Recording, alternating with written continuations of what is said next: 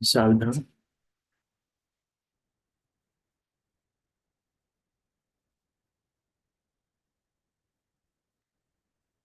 जय श्री ओम नमः सिद्धेभ्य। नमो अरिहन्ताणं, नमो सिद्धाणं, नमो आयर्याणं, नमो वज्रायाणं, नमो लोये सब्बसाहुणम्।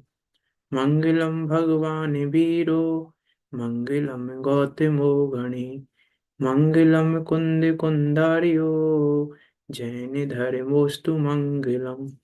सर्व मंगल मांगल्यम, सर्व कल्याण कारकम, प्रधानम सर्व धर्माणाम, जैनम जयतु शासनम, जैनम जयतु शासनम।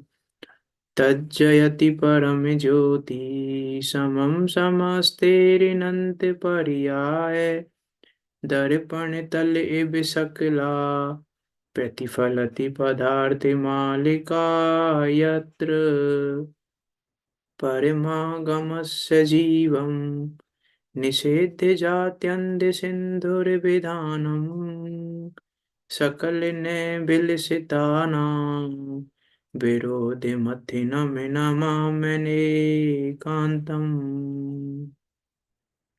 हे प्रभु शिव मार्ग पाया, भविजनों ने आपसे, आपका दर्शन हुआ प्रभु बड़े परम सौभाग्य से।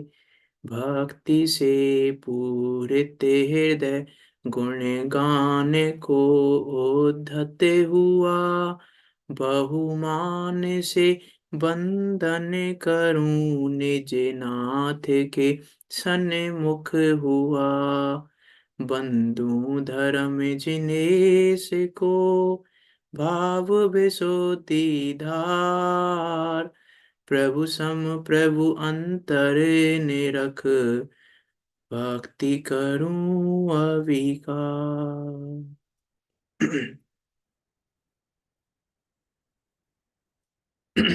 आचार्य अमृतचंद देव द्वारा विरचित यह पुरुषा सिद्धि उपाय नामक ग्रंथ, जो कि अद्भुत ग्रंथ है, अनुपम ग्रंथ है, पुरुषा सिद्धि का उपाय बताने वाला है और पुरुषा सिद्धि का उपाय कहकर हमें हमारा सुख स्वरूप दिखा रहा है। ऐसा ये अद्भुत व अनुपम ग्रंथ, इस पर हमारी चर्चा चल रही है। देखो, इस ग्रंथ में सुखी होने का उपाय नहीं बताया है, इस ग्रंथ में मैं सुखी हूं ये बताया है।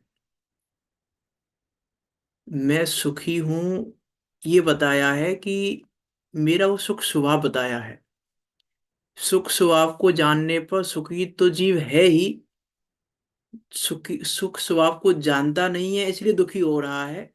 इसलिए उस सुख स्वभाव को बताया है, इसलिए उस सुख स्वभाव को जानने को सुखी होने का उपाय कहा जाता है। सुखी होना नहीं है वास्तव में, सुख स्वभाव को जानने पर सुख स्वयं भी प्रकट हो जाता है।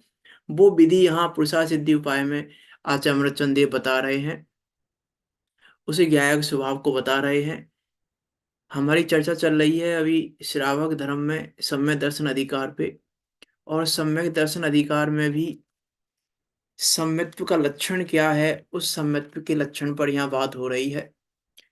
क्योंकि सर्वप्रथम सम्यक्त्व ही करना चाहिए, सदा काल वही एकमात्र कर्तव्य है। ऐसी यहाँ 22 नंबर के कलश में बात की थी अभी श्लोक में। देखो, पढ़ते हैं श्लोक पहले। जीवा जीवादीनां तत्त्वार्थानां सदैव कर्तव्यम्, श्रद्धानं विपरीता विनिवेश विविक्तिमात्मरूपम तत्। क्या कह रहे हैं? जीव अजीव आदि तत्वार्थों का विपरीत अभिनिवेश रहित होकर, अन्य को अन्य रूप समझने रूप जो मिथ्या अभिप्राय है उससे रहित होकर श्रद्धान निरंतर करना चाहिए। सदैव कर्तव्य है ये आपका। वह श्रद्धान ही आत्मा का स्वरूप है। और क्यों करना चाहिए? क्योंकि तत् आत्म रूपम, क्योंकि वह आत्मा का स्वरूप है, क्योंकि वो उपाधि भाव नहीं है, आत्मा का निज भाव है, आत्मा ही है, आत्म स्वरूप ही है वो श्रद्धान। इसीलिए उस श्रद्धान को करना चाहिए। इस प्रकार की बात यहाँ आचार्य अमृतचंद देव कह रहे हैं कि बारंबार हमें इस बात का विचार करना चाहिए, क्योंकि ये कर्तव्य है, क्योंकि ये ड्यूटी है हमारी, क्योंकि ये फर्ज है हमारा। बहुत सारे शब्द लिए जा सकते हैं कर्तव्य के लिए। ये ड्यूटी है हमारी, कर्तव्य है हमारा। जैसे हम जगत में लॉ की ड्यूटियां निभाते हैं, काम पर जाने की ड्यूटी, खाना खाने की ड्यूटी, पानी पीने की ड्यूटी, सोने की ड्यूटी, इन ड्यूटियों को जैसे निभाते हैं, इन कर्तव्यों को जैसे पूरा करते हैं, उससे भी कहीं ज्यादा इस कर्तव्य को पूरा करो। ये करने योग्य है। हाँ, क्योंकि यही एकमात्र करने योग्य है, तत्व और विचार। दूसरा कुछ करने योग्य नहीं है। ये यहाँ कर्तव्य कहकर ये कहना चाह रहे हैं आचार्य अमृतचंद देव। और ये कर्तव्य प्रत्येक जीव का है, प्रत्येक जीव का कर्तव्य है, आपका हमारा ही नहीं, जैनों का ही नहीं, सबका कर्तव्य है वास्तव में। अब जो जानता है वो करेगा, जो नहीं जानता वो नहीं करेगा, लेकिन कर्तव्य प्रत्येक जीव मात्र का कर्तव्य है, उसी के द्वारा जीव सुखी हो सकता है। इस प्रकार की बात यहाँ पे की थी। तत्व श्रद्धांत की बात कर रहे थे हम, जीव तत्व की बात हमने की थी, और अजीव तत्व की बात हमने कर ली थी। अजीव तत्व में देखो एक बात है, कल हम जब पुद्गल द्रव्य की बात कर रहे थे, तो पुद्गल द्रव्य के जो हमने 6 वेद देखे थे, तो 6 वेदों में जब हम सूक्ष्म की बात कर रहे थे कारण वर्गणाओं की, कि कारण वर्गना दिख जाएंगी तो क्या होगा, है ना, वहां पर कल एक बात आई थी कि अवधि ज्ञानी मने परिज्ञानी तो देख लेंगे, है ना। तो कल भी मुझे थोड़ा संकोच तो हो ही रहा था कहने में, लेकिन बाद में विचार किया कि देखो, अवधि ज्ञानी मने परिज्ञानी भी देख नहीं सकते। अवधि ज्ञानी मने परिज्ञानी के ज्ञान का विषय बन सकता है, जान सकते हैं वो, लेकिन देख नहीं सकते। देखने की नहीं है उनमें सामर्थ्य। अवधि ज्ञानी मने परिय ज्ञानी जान सकते हैं, देख नहीं सकते। क्यों? क्योंकि यदि देख लेंगे तो फिर उसको सूक्ष्म कहने में नहीं आएगा, क्योंकि सूक्ष्म काय इसीलिए जा रहा है क्योंकि वो देखा नहीं जा सकता, वो दिखाई नहीं देगा, इसीलिए सूक्ष्म कहा जा रहा है उसको। हाँ, ज्ञान का विषय बन सकता है उनके, हमारे ज्ञान का विषय भी नहीं है, उनके ज्ञान का विषय बन सकता है, जान सकते हैं, वो देख नहीं सकते। अवधि ज्ञानी मने परिय ज्ञानी मुनिराज भी जान सकते हैं लेकिन देख नहीं सकते। इतना ध्यान रखना वहां पे, क्योंकि वो इंद्रिय गम्य है ही नहीं, क्योंकि वो दिखाई देगा ही नहीं। और ठीक। ज्ञान में तो जाना जाएगा बस, ज्ञान सही। में जाना जाता है। हम्म। ठीक है, तो ये समझना, बाकी तो हमने बात कर ही ली थी 5 द्रव्यों की, और जीव द्रव्यों को मिला के 6 द्रव्यों की बात हमने कर ली थी। अभी हमको आगे बात करनी है। देखो क्या कह रहे हैं आगे, पेज नंबर 56 पे। इसमें कल कुछ से प्रश्न थे, लास्ट में समय ज्यादा हो रहा था इसलिए हमने नहीं लिए थे। अभी कुछ पूछना हो तो आप पूछ सकते हैं,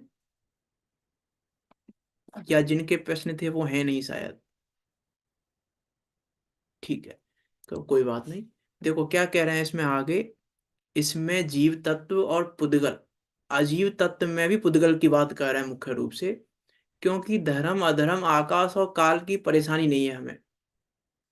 हमें धर्म द्रव्य हमारा कुछ बिगाड़ सुधार नहीं करता, अधर्म द्रव्य कुछ बिगाड़ सुधार नहीं करता, आकाश और काल भी हमारा कुछ बिगाड़ सुधार नहीं करते। बिगाड़ सुधार तो हमारा पुद्गल द्रव्य भी नहीं करता, वो भी नहीं करता। बिगाड़ सुधार तो हमारा पुद्गल द्रव्य भी नहीं करता है। नहीं करता। लेकिन पुद्गल द्रव्य के संबंध में हमारी भ्रांतियां हैं, उन भ्रांतियों के कारण हमारा बिगाड़ सुधार होता है। इसीलिए यहाँ जीव तत्व और पुद्गल अजीव तत्व, अजीव तत्व में पुद्गल की बात कर रहे हैं, कि जो बाकी 5 तत्व हैं वो ये जीव तत्व और पुद्गल तत्व के परस्पर संबंध से होते हैं, हम्म। कि वो बंध पर्याय हैं, कि हम्म। दोनों की बंध पर्याय के द्वारा होते हैं। आश्रय बंध संबंध निर्जरा मोक्ष, या तो हम्म। बंधने की अपेक्षा या छूटने की अपेक्षा, या तो बंधने की अपेक्षा कथन किया जाता है या छूटने की अपेक्षा कथन किया जाता है, लेकिन कथन उन 2 द्रव्यों की बंध पर्याय के हिसाब से किया जाता है।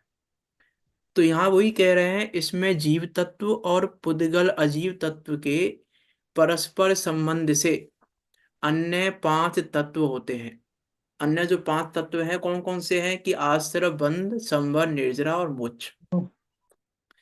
अभी देखो यहाँ पे तत्वार्थ श्रद्धान के लिए कहा जा रहा है कि तत्वार्थ का श्रद्धान करो, वो सम्य दर्शन का लक्षण है। मैंने परसों प्रश्न पूछा था, कल तो उस पर बात नहीं हुई थी हमारी।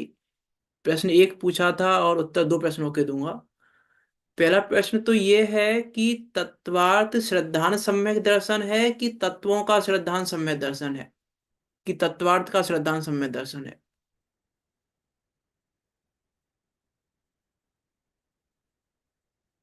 प्रश्न समझ में आया?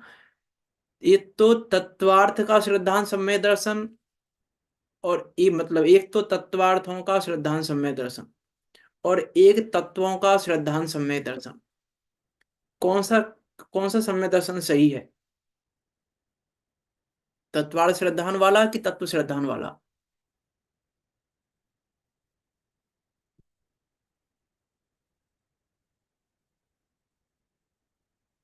बताइए।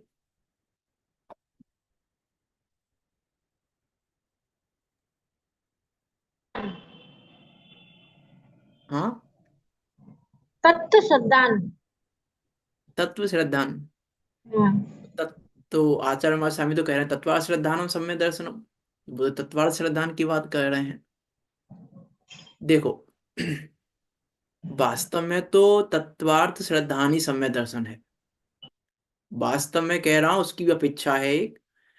समय सार जी में 13 नंबर की गाथा में आचार्य कुंद कुंद देव ने नव तत्वों के श्रद्धानकों की भूतार्थ न्याय को प्राप्त जो नव तत्व हैं, उन नव तत्वों का श्रद्धान ही सम्यक दर्शन है, ऐसा वहां पे कहा है। तो वहां तत्वों के श्रद्धान को सम्यक दर्शन कहा है। और आचार्य उमास्वामी कह रहे हैं कि तत्वार्थ, तत्व और अर्थ दोनों का श्रद्धान सम्यक दर्शन है। तो फिर ये मतभेद है कि नहीं है? इसमें कुछ भेद नहीं है, कोई विपरीतपना नहीं दिखाई दे रहा है। बात तो एक ही कहो ना, दो दो बातें क्यों कह रहे हो? या तत्व के श्रद्धान को ही सम्यक दर्शन कहो या तत्व और अर्थ दोनों के श्रद्धान को कहो। तो देखो यहाँ पे वास्तव में मतभेद नहीं है, कुछ भी विवक्षा भेद है बस, कि तत्वा सूत्र क्या है? सैद्धांतिक ग्रंथ है, और समय सार है आध्यात्मिक ग्रंथ। समय सार बात करता है अध्यात्म की, और तत्वा सूत्र बात करता है सिद्धांत की। सिद्धांत और अध्यात्म में अंतर है थोड़ा, क्योंकि सिद्धांत में तो ये कहेंगे तत्वार्थ श्रद्धान को ही नहीं, वहां तो ये भी कहेंगे कि प्रमाण नय से जानो, प्रमाण और नय से जाने गए तत्वार्थों के श्रद्धान को सम्यक दर्शन कहते हैं। आचार्य महास्वामी तो ये कह रहे हैं। और इधर आचार्य कुंद कुंद देव कह रहे हैं कि भूतार्थ नय के विषय जो नव तत्व है उनको जानो, और भूतार्थ नय के विषय में प्रमाण निक्षेप को लेते ही नहीं है। भूतार्थ नय के विषय में प्रमाण निक्षेप को लेते नहीं, और कह रहे हैं कि भूतार्थ नय से नव तत्वों के स्वरूप को जानो। तो वहां पर आचार्य कुंद कुंद देव का प्रयोजन नव तत्वों का श्रद्धान कराना भी नहीं है। वहां आचार्य कुंद कुंद देव का प्रयोजन नव तत्वों का श्रद्धान कराना नहीं है। उन नव तत्वों में जो आत्म ज्योति है, उन नव तत्वों में जो मेरा ज्ञायक भाव है, उन नव तत्वों में जो मैं हूं, बस उस ज्ञायक भाव का श्रद्धान कराना है। क्योंकि वहां पर तो आत्मा को खोजा गया है।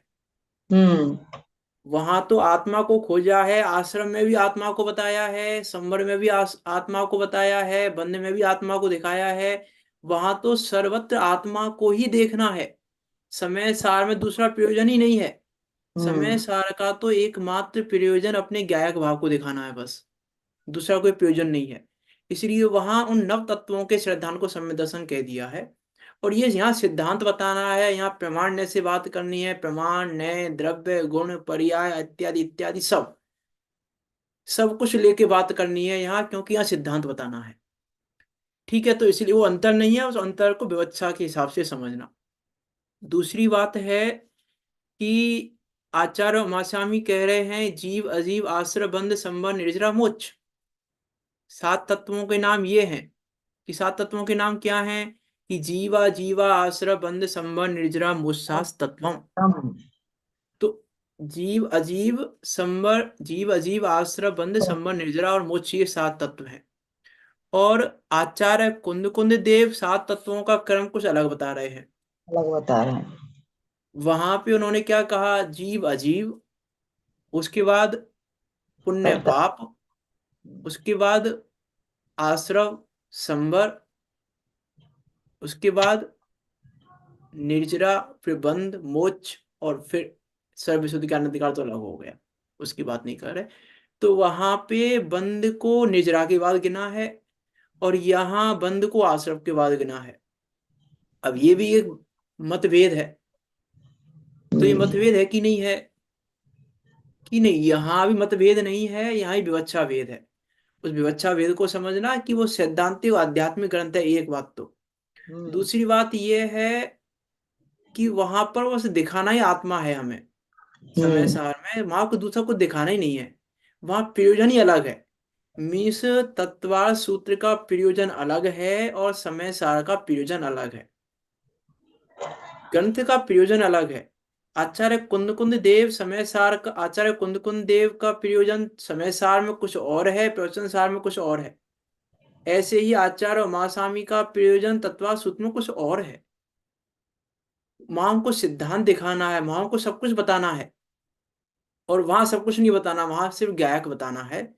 और वहां दूसरे शब्दों में कहें कि आत्मख्याति टीका से इसका आंसर मिल जाता है, क्योंकि वहां नाटक दिखाया है। समय सार में क्या दिखाया है कि नाटक, और नाटक अकेले से नहीं होता, नाटक हम्म। जोड़े से होता है। हम्म। नाटक होता है जोड़े से। तो वहां जोड़े बनाए गए हैं। तो आश्रव का जोड़ा बंद के साथ बन नहीं सकता, क्योंकि जोड़े बनते हैं विरोधी। जब प्ले होगा स्टेज पर तो दो विरोधी बात करेंगे आपस में। तो दो विरोधी बातें करेंगे तो आश्रव का विरोधी है संवर। नंबर। तो वहां पर आश्रव और संवर को साथ में लेके बात करेंगे। तो आश्रव के बाद संवर को ले लिया। और बंध और मोक्ष आपस में विरोधी हैं एक दूसरे के, इसीलिए बंध को मोक्ष के साथ ले लिया। और तत्व है नौ, या सात कह लो, पुण्य पाप को अलग करो तो तत्व है सात। और जोड़े बनाएंगे तो एक को तो अकेला रहना पड़ेगा, सात हैं तो अकेला किसको रखें, जीव जी को रख नहीं सकते, आश्रव संभव को कर नहीं सकते अलग, बंध मुझ को कर नहीं सकते अलग। तो निर्जरा है जो अकेला बचता है, क्योंकि उसमें एक देश, बंध का पूर्ण अभाव मुझ के साथ है, इसलिए हम्म। निर्जरा को अलग कर दिया। ठीक है, ठीक इस है। प्रकार से वहां क्रम बनता है, तो क्रम में कोई मतभेद नहीं है। ठीक है, हम इस बढ़िया पर आते है। हैं। क्या कह रहे हैं, देखो यहाँ पे आश्रव तत्व की बात करते हैं। जीव के रागादि परिणामों से योग द्वारा आने वाले पुद्गल के आगमन को आश्रव तत्व कहते हैं। क्या कह रहे हैं, जीव के रागादि परिणामों से योग द्वारा आने वाले पुद्गल के आगमन को आश्रव तत्व कहते हैं। कि जीव के जो रागादि परिणाम हैं वो है भाव आश्रव। जो रागादि परिणाम वो क्या है, भाव आश्रव। तो उन भाव आश्रव से, या यहाँ तो क्या कह रहे हैं, जीव के रागादि परिणामों से और योग द्वारा, अर्थात यहाँ ये कह रहे हैं कि जो बंध आते हैं वो आश्रव और वो कषाय और योग से आते हैं। यहाँ परिभाषा क्या दे रहे हैं, यहाँ मुख्य रूप से यहाँ परिभाषा द्रव्य आश्रव, द्रव्य बंध, द्रव्य संवर, द्रव्य निर्जरा, द्रव्य मोक्ष की दी है, भाव की नहीं दी है। मुख्य रूप से द्रव्य की बात की है, द्रव्य आश्रव द्रव्य बंध आदि की।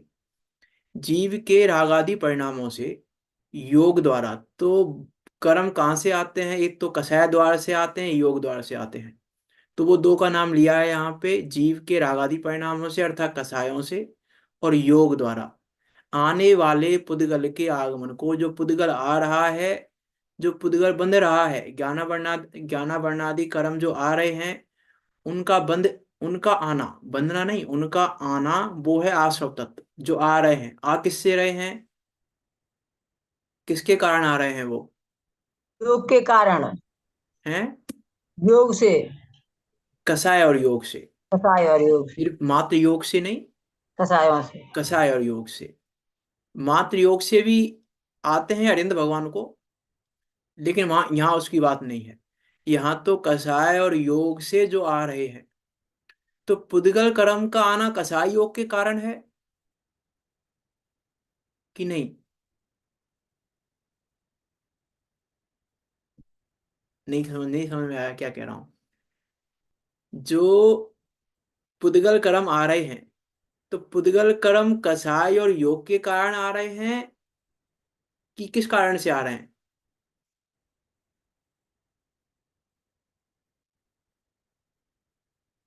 बताइए। जो पुद्गल कर्म आ रहे हैं, वो पुद्गल कर्म कसाय और योग के कारण आ रहे हैं कि कुछ और कारण है उनके आने का? इसमें जुड़ने से। जुड़ने से आ रहे हैं। चल देखो, बात सही है, आपकी बात गलत नहीं है। लेकिन वास्तव में वो कर्म अपनी योग्यता से आ रहे हैं, और जीव अपनी योग्यता से कसाय कर रहा है ना? वास्तव में तो यथार्थ परमार्थ तो ये है। हम्म। लेकिन निमित्त निमित्त एक संबंध से कहा जाता है कि कसाय के द्वारा कर्म आते हैं। तो हम्म। कर्म परमाणु तो अपनी योग्यता से आ रहे हैं, अपनी योग्यता से परिणमन हो रहा है उनमें। उनके हम्म। उनके परिणमन का मैं करता नहीं हूँ। हम्म। मैं करता नहीं हूँ कि मैं पुद्गल को राग रूप परिणमित करा दूं। पुद्गल राग रूप परिणमित हो रहा है, अपनी योग्यता से हो रहा है। मिथ्यात्व रूप परिणमित हो रहा है, अपनी योग्यता से हो रहा है। अविरति रूप परिणमित हो रहा है, अपनी योग्यता से हो रहा है। मेरी योग्यता से, मेरे कारण नहीं हो रहा है। लेकिन निमित्त नैमित्तिक संबंध है। ठीक है, उस अपेक्षा कहा जाता है। लेकिन यथार्थ में जीव अपनी योग्यता से कसाय कर रहा है, जीव कसाय करने के लिए स्वतंत्र है। और वो पुद्गल परमाणु राग रूप परिणमित होने के लिए स्वतंत्र है ना? उस स्वतंत्रता का विचार रखना। क्या कह रहे हैं यहाँ? तो जीव के रागादि परिणामों से योग द्वारा आने वाले पुद्गल के आगमन को आश्रव तत्व कहते हैं। आश्रव तत्व दुखदाई है। आश्रव तत्व के कारण हम दुखी हैं, है कि नहीं है दुखी? हम दुखी आश्रव तत्व के कारण है कि नहीं है? ये विकल्प हो रहे हैं, राग आदि विकल्प हो रहे हैं, या कुछ करने के विकल्प हो रहे हैं, इनके कारण दुखी हैं कि नहीं है हम? देखो, अज्ञान। वास्तव में हम ना तो आश्रव के कारण दुखी हैं, ना विकल्पों के कारण दुखी हैं। ना तो आश्रव के कारण हम दुखी हैं, और ना विकल्पों के कारण दुखी हैं। तो दुखी किसके कारण है हम? दुखी हैं हम संकल्प से। दुखी का किससे हैं हम? संकल्प से। अब ये संकल्प क्या होता है? देखो, संकल्प कह सकते हैं, हम ऐसा कह सकते हैं, संकल्प बहुत प्रकार का है। जो हम संकल्प कर रहे हैं उस संकल्प की बात नहीं कह रहे हैं यहाँ पे। एक संकल्प है जो दर्शन मोहनीय का विषय है, और विकल्प है चारित्र मोहनीय का विषय। हमको तो नांगुल। है ना? मैं इसलिए बात कर रहा हूँ क्योंकि आगे प्रश्न आने वाला है। तो मैं इसलिए अभी बात कर रहा हूँ आशा तत्व में थोड़ी सी, कि जो संकल्प है वो है दर्शन मोहनीय का विषय, और विकल्प है चारित्र मोहनीय का विषय। हम चारित्र मोहनीय के कारण दुखी नहीं है, हम दुखी हैं दर्शन मोहनीय के कारण। क्योंकि हम दुखी हैं दर्शन मोहनीय के कारण, और हम दूर करना चाहते हैं चारित्र मोहनीय को। परेशानी क्या है? आश्रव तत्व जा क्यों नहीं रहा है? आश्रव का अभाव क्यों नहीं हो रहा है? संबंध प्रकट क्यों नहीं हो रहा है हमको? आश्रव रूप परिणाम क्यों हो रहा है? क्योंकि हम चारित्र मोहनीय को दूर करना चाहते हैं, हम विकल्पों को दूर करना चाहते हैं, कि विकल्प दूर हो जाए, विकल्प दूर हो जाए। ये विकल्प नहीं आए, ये विकल्प नहीं आए, ये विकल्प दूर हो जाए, ये विकल्प दूर हो जाए। लेकिन विकल्प संकल्प विकल्पों को, हाँ, संकल्प मीन्स क्या होता है? देखो, मैं बता रहा हूँ आपने कहा ना संकल्प। संकल्प हाँ, जो दर्शन भाई मोहनीकरण के होते भाई मैं हैं। बता रहा हूँ। संकल्प, कल्प का अर्थ होता है एक निर्णय। तो संकल्प हमारा निर्णय क्या है? मीन्स मैं जो कहना चाह रहा हूँ कि हम विकल्पों को दूर करना चाह रहे हैं। और ये विकल्प क्या है? आश्रव भाव। जो विकल्प है वो आश्रव भाव है। तो हम विकल्पों को दूर करना चाह रहे हैं, लेकिन विकल्प जिसके कारण आ रहे हैं, उस कारण को दूर नहीं करना चाह रहे। उस कारण को जानते ही नहीं, इसलिए हम विकल्पों को दूर करना चाह रहे हैं। लेकिन विकल्प संकल्प के द्वारा आते हैं। यदि तुम्हारा तुम्हारे जो विकल्प आ रहे हैं वो विकल्प ये बता रहा है हमारा संकल्प कैसा है। जैसे जैसे मान लो कोई स्टूडेंट है, उस स्टूडेंट ने संकल्प किया कि मुझे डॉक्टर बनना है। क्या संकल्प किया उसने? कि मुझे डॉक्टर बनना है। तो अब डॉक्टर बनने का उसने संकल्प किया, तो उसके घर के पास में एक एलएलबी का कॉलेज है। अच्छा कॉलेज है बहुत एलएलबी का। फीस भी नहीं है ज्यादा, घर के बगल में है, दूर भी नहीं जाना है कहीं पर, एलएलबी का कॉलेज है। टीचर भी अच्छे हैं, फीस भी नहीं है, स्कॉलरशिप भी मिल रही है, मान लो सब कुछ हो रहा है। तो उसको ऐसा विकल्प आएगा क्या कि मैं इस कॉलेज में पढ़ लूं? नहीं। नहीं, क्यों नहीं आ रहा उसको विकल्प ऐसा? क्योंकि उसका संकल्प डॉक्टर बनने का है। तो होने का था। संकल्प डॉक्टर बनने का है, इसलिए एलएलबी कॉलेज में पढ़ने संबंधी विकल्प चले गए।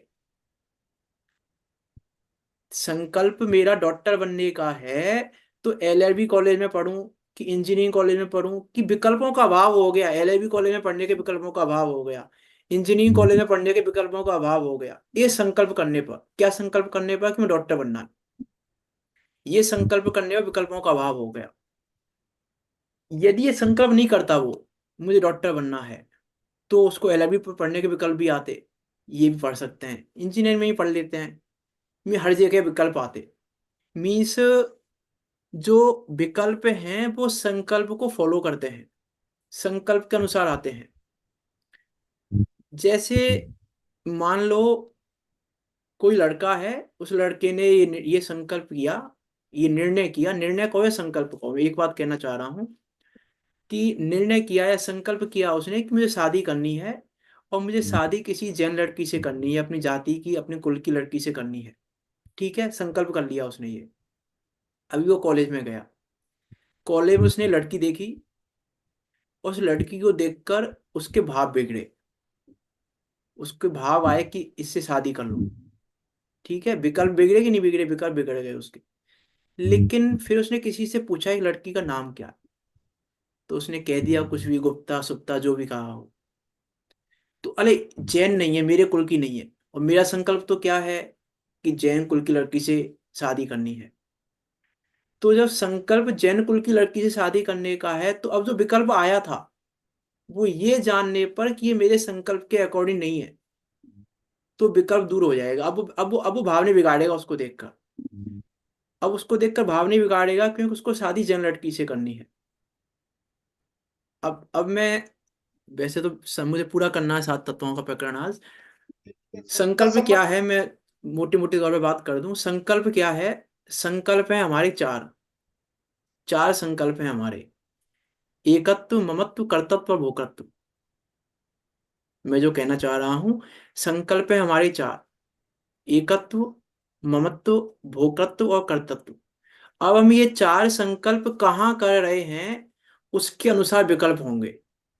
हम एकत्व निज में कर रहे हैं, तो उस रूप विकार परिणाम नहीं होगा। और यदि हम एकत्व पर में कर रहे हैं, तो भी विकल्प होगा, फिर विकल्प होगा। यदि हम शरीर और मुझे एक मान रहा हूं, तो रोग होने पर मुझे रोग को दूर करने का विकल्प भी होगा, रोग के कारण में दुखी होने का विकल्प भी होगा।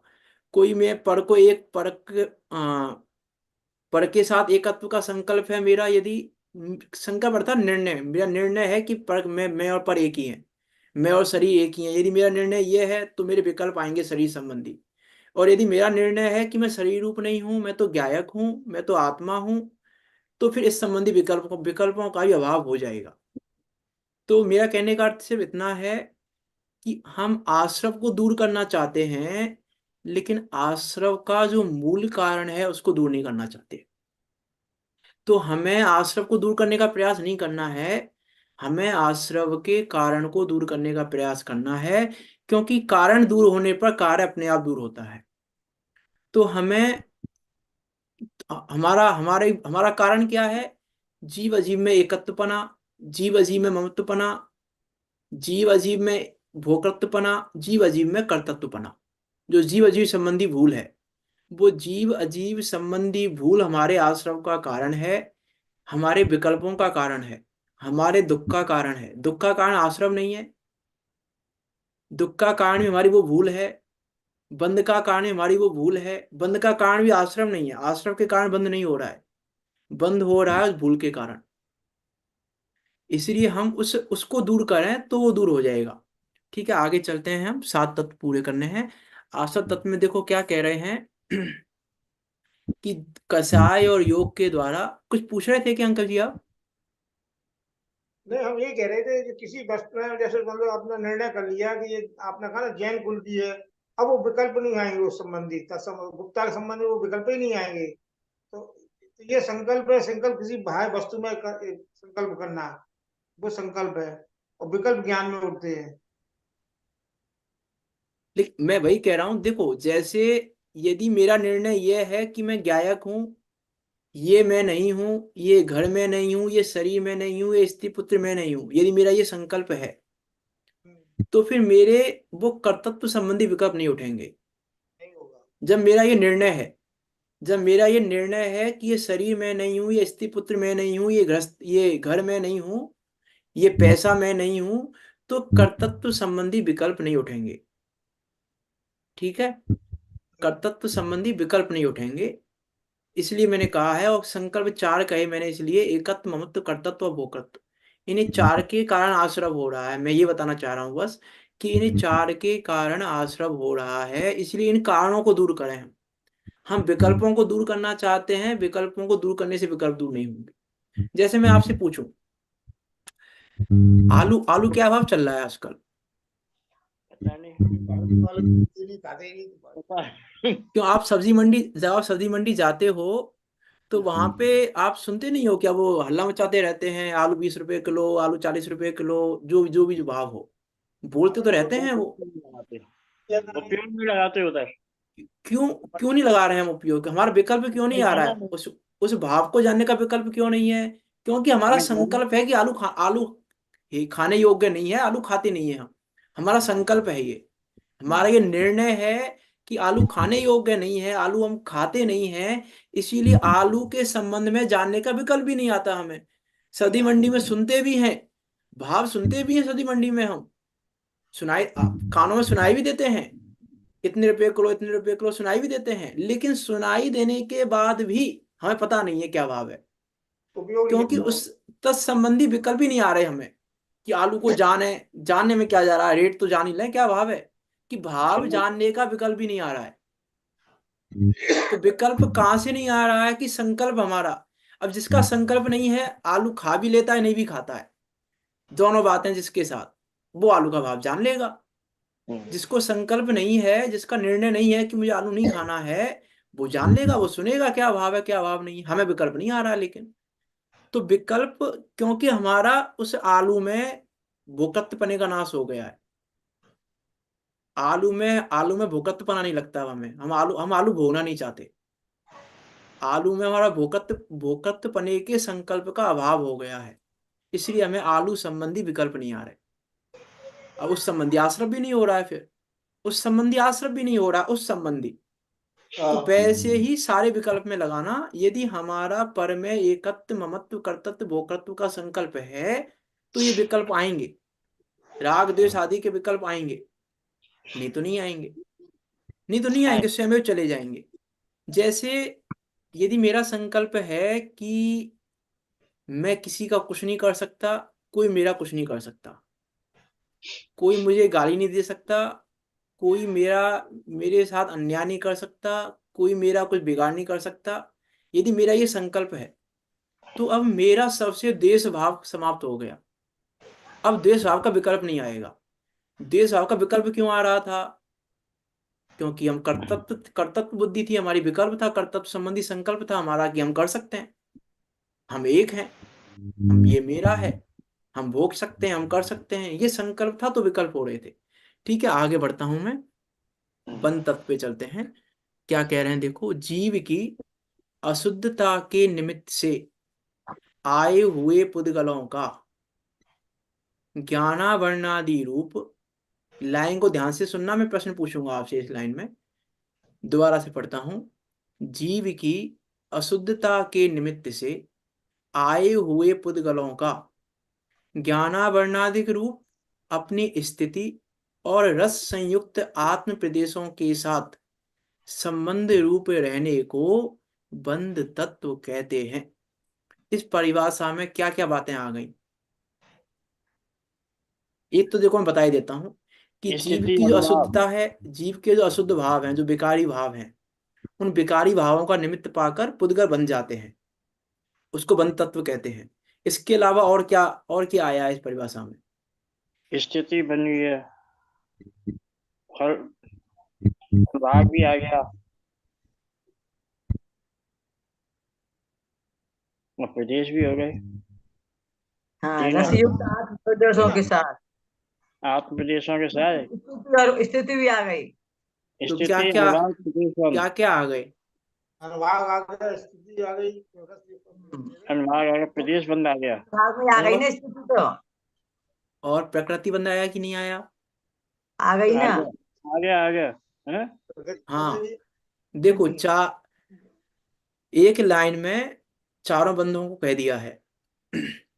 जीव की अशुद्धता के निमित्त से, जीव के जो विकारी भाव हैं, उन विकारी भावों का निमित्त पाकर पुद्गलों का ज्ञानावरणादि रूप, ये प्रकृति, प्रकृति आ ज्ञानावरण गई। है कि दर्शनावरण है कि हाँ, ये मोहनीय है तो कि अंतराय है, ये प्रकृति, प्रकृति प्रकृतिबंध, प्रकृतिबंध अपनी स्थिति, ये स्थितिबंध। स्थिति और बंद। रस संयुक्त, उसका अनुभाग क्या है, उसका फल क्या है, वो अनुभाग बंध।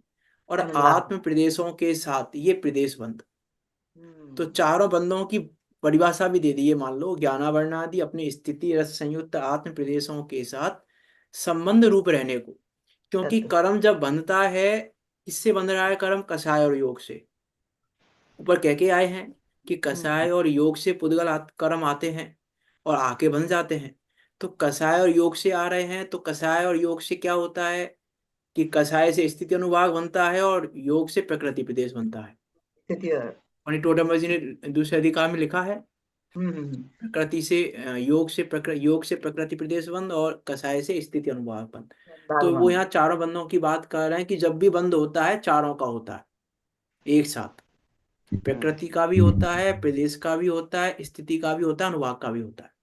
चारों बंद होते हैं जब भी होते हैं। ऐसा नहीं हो सकता कि प्रकृति बंद हो जाए, स्थिति बंद ना हो। प्रकृति बंद भी होगा, स्थिति बंद भी होगी। ठीक है, संसारी जीवों के पीछे बात कर रहा हूं मैं।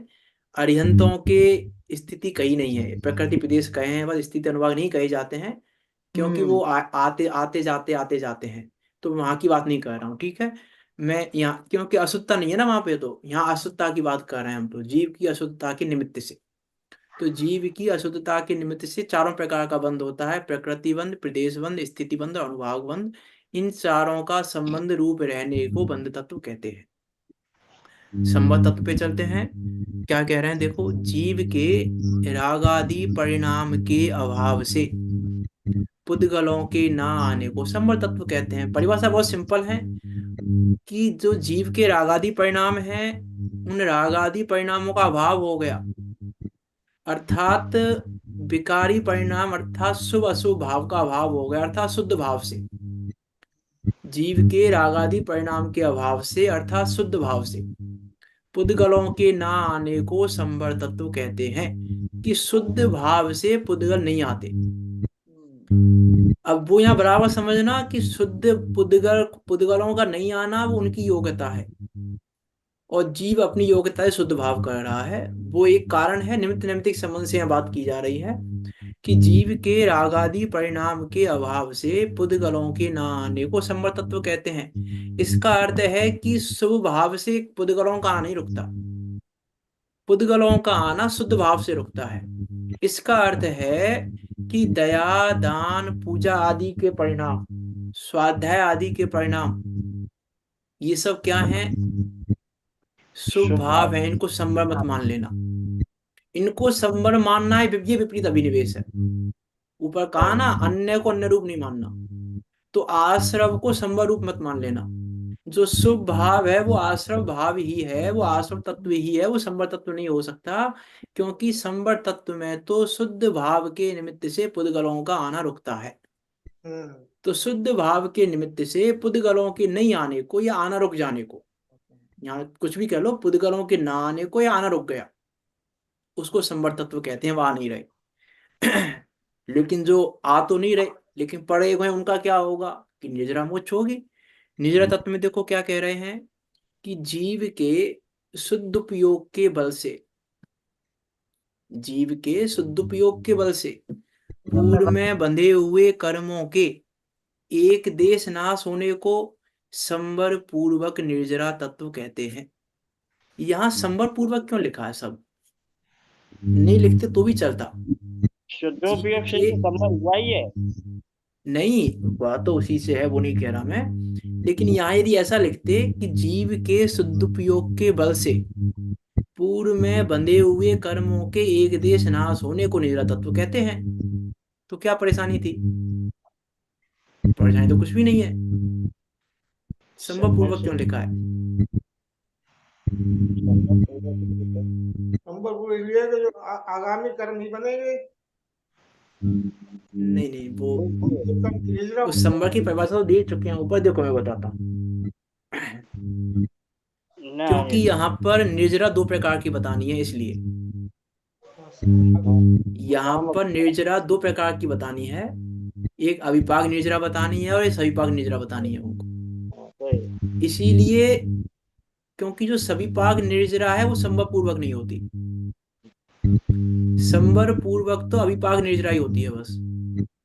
सही। ये बताने के लिए यहाँ संभव पूर्वक शब्द डाला है। नहीं डालते तो गड़बड़ी हो जाती, नहीं डालते तो। संवर पूर्वक तत्व इसलिए डाला है कि जो अविपाक निर्जरा है वो संवर पूर्वक ही होती है, संवर के बिना नहीं होती। इसीलिए यहाँ कह रहे हैं कि जीव के शुद्धोपयोग के बल से, शुद्धोपयोग का बल चाहिए, शुद्धोपयोग के बल से जो पूर्व में बंधे हुए कर्म हैं उनका एक देश नाश हो जाए, उसको कहते हैं संवर पूर्वक निर्जरा हो गई। कि कर्मों का आना रुक गया और जो बंधे हुए थे उनका एक देश नाश हो गया, ये हो गई संवर पूर्वक निर्जरा।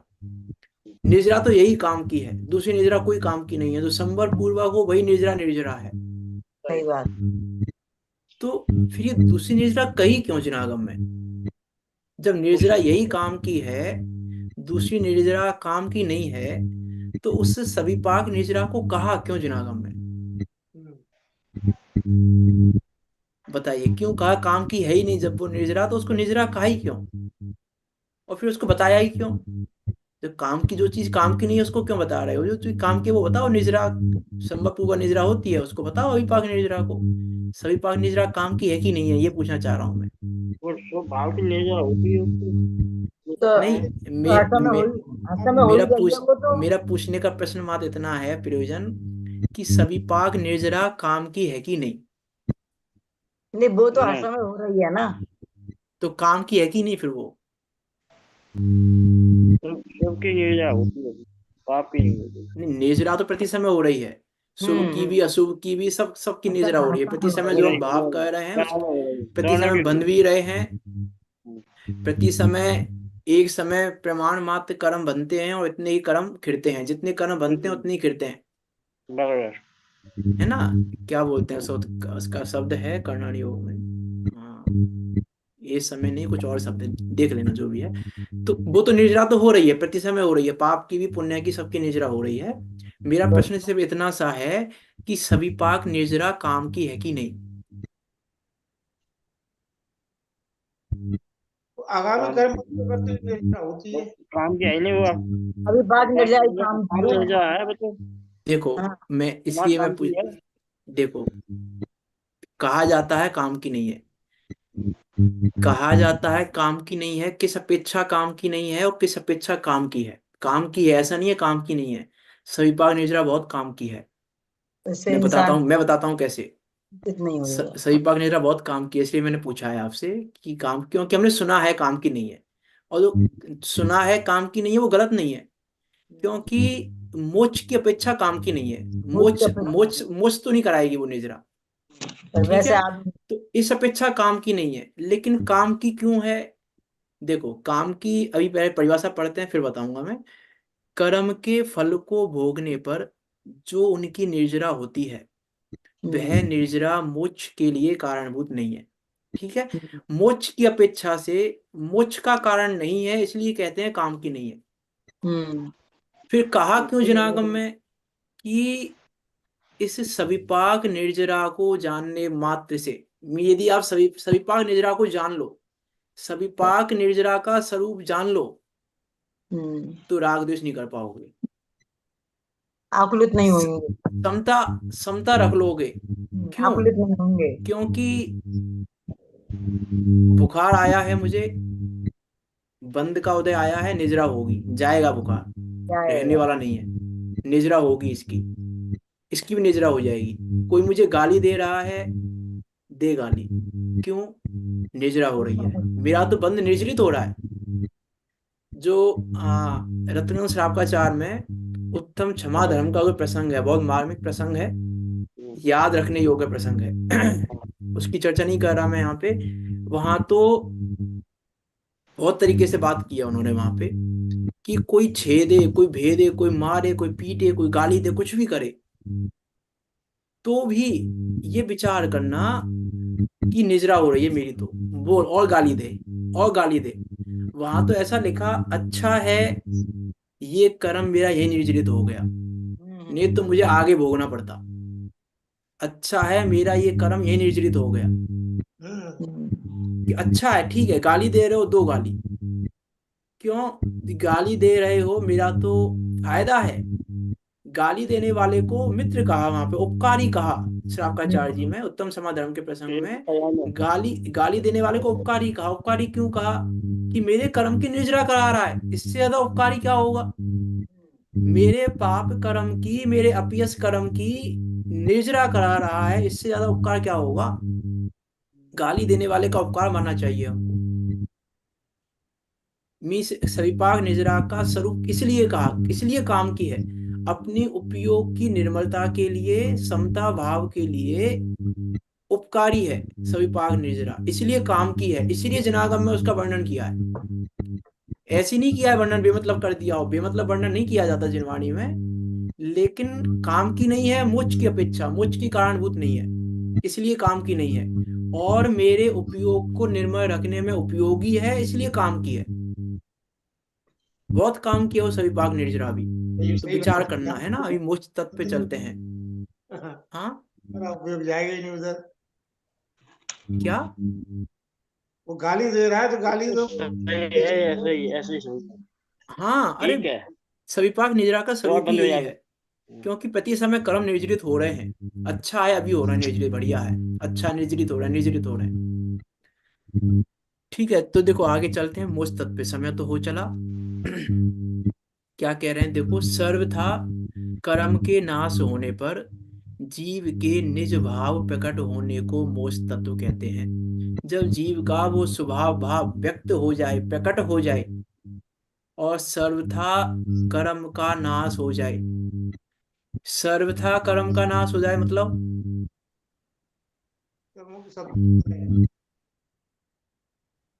बताइए, सर्वथा कर्म का नाश हो जाएगा क्या मतलब है?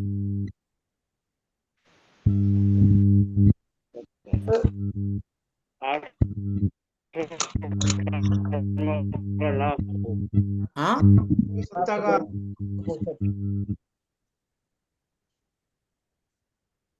विनाश हो गया।